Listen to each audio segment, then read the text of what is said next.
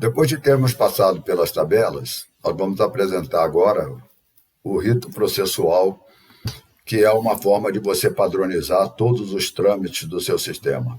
Ou seja, quando você tiver uma ação que vão lançar um trâmite, você vai ter certeza que, se tiver bem desenhado o rito processual aqui no sistema, nessa fase, os andamentos e os trâmites vão andar conforme você previu que andasse, sem risco da pessoa lançar um trâmite, um andamento por um trâmite de um processo indevidamente.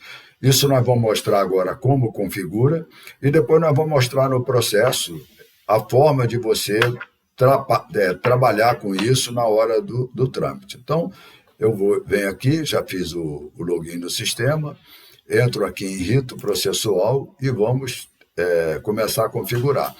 Tenho aqui 3 grupos, então para cada grupo eu posso fazer uma configuração diferente, como se fosse, por exemplo, eu quero que aqui em Belo Horizonte trabalhe de uma forma, e posso achar que no Rio de Janeiro vai ser trabalhado de outra forma.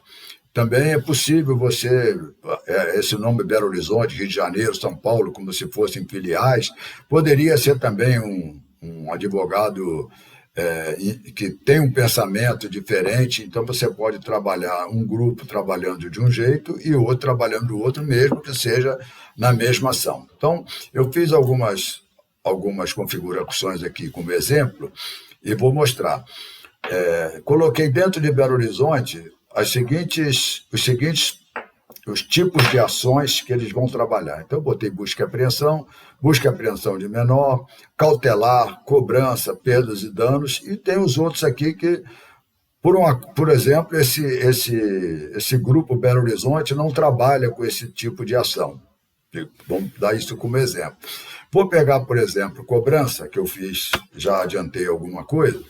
No grupo de cobrança, eu posso dizer que eu tenho 3 fases. Então, eu tenho assim, olha, grupo, depois eu tenho os tipos de ações que vão trabalhar naquele grupo, quer dizer, quais são as ações que aquele grupo trabalha, e dentro do tipo de ação cobrança, eu vou trabalhar com amigável, citação e distribuição. Então, se eu entrar aqui no amigável, eu vou ver o seguinte, ó, dentro do amigável, eu tenho o contato por telefone, notificação extrajudicial, ter uma notificação extrajudicial positiva, que ela foi negativa, notificação extrajudicial, faço uma segunda, preparar a inicial e documentos juntados para análise. Então, nesses andamentos que eu previ dentro da fase amigável, eu iria telefonar para uma pessoa e fazer essa notificação. Então, eu faço uma primeira notificação judicial. Para ela ser positiva, eu coloquei que tem como precedente essa, então eu não posso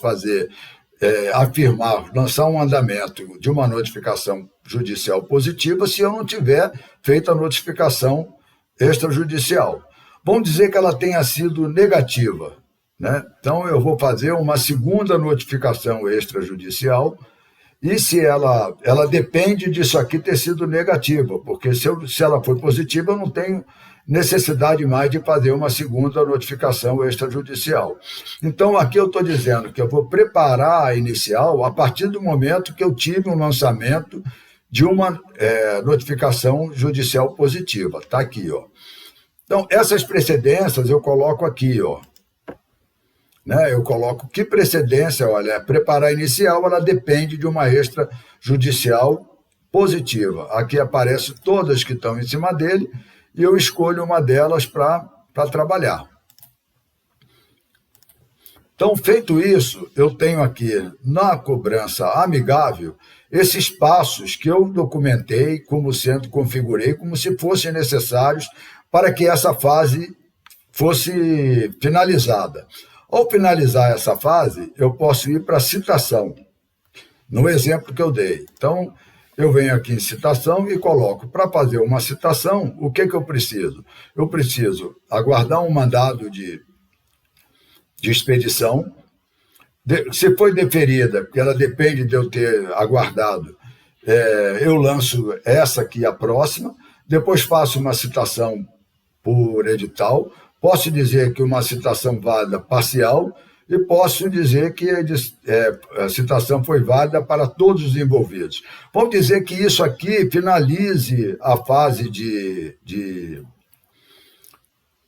citação e eu passaria para a próxima fase, a partir daí eu passaria para a fase de distribuição da ação inicial, da inicial. Então, eu venho aqui, preparar a inicial. Agora, o que é interessante, eu vou mostrar aqui que em qualquer andamento desse, se você clicar em cima dele ou clicar nesse ícone aqui, você teria possibilidades. Agora eu estou preparando aqui, para esse preparar inicial, o que eu tenho que fazer? Então, eu posso colocar aqui, tarefas, o nome da tarefa. Então, eu coloco inicial...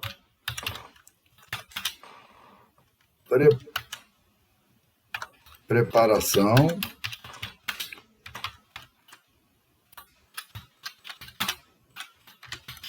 conforme modelo. Então, eu posso dizer que eu quero fazer essa inicial conforme modelo. Dou um prazo, digo, por exemplo, que ele precisa de 2 dias para preparar essa inicial da sequência da tarefa. Então, é o seguinte...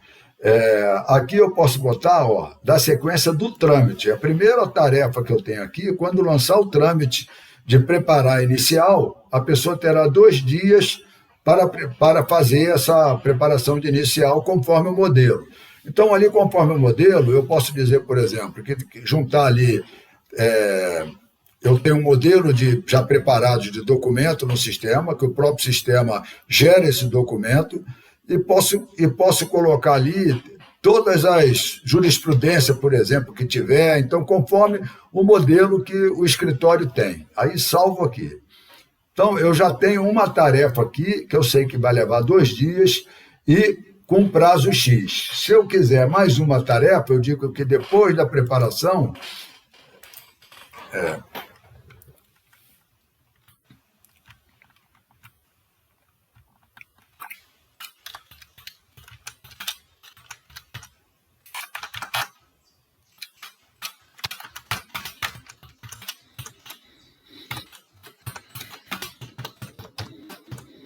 Então, eu botei aqui, entregar inicial por advogado responsável.